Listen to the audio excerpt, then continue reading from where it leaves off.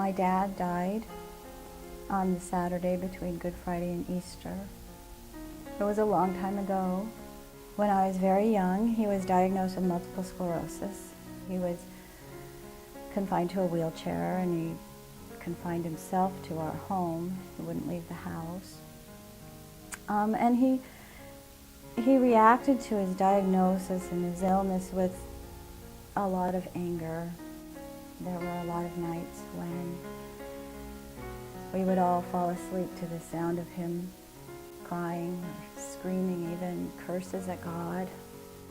15 years later or so, I'm now married, living in Berkeley with my new husband, and I got the call from my oldest brother that he's very ill and in the hospital.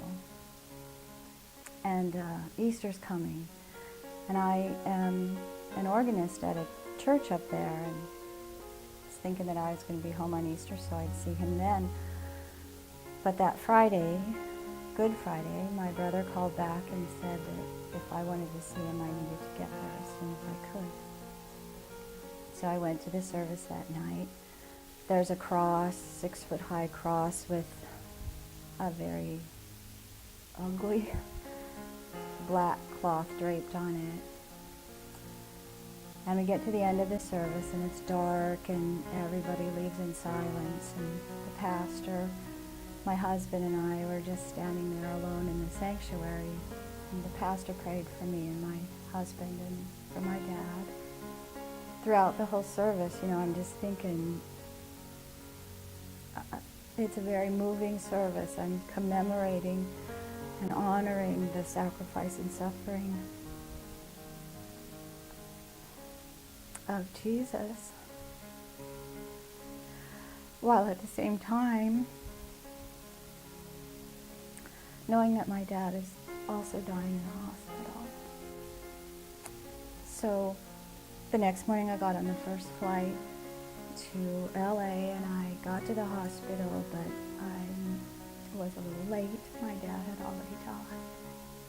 In the quiet moments of the day, I just kept wondering, where is my dad now?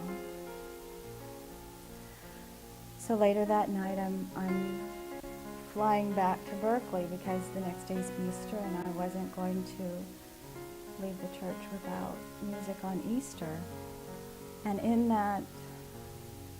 the plane, looking out of the window at the darkness, I was just suddenly filled with this very strong, powerful awareness that God was right there, and that my dad was with me.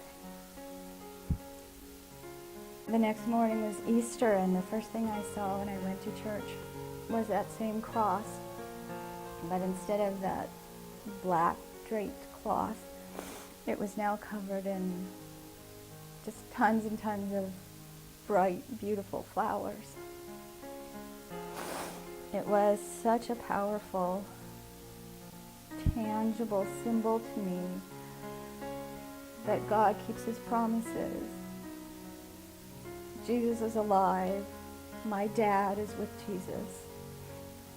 Good Friday was mourning and loss and death. Saturday was a lot of questions.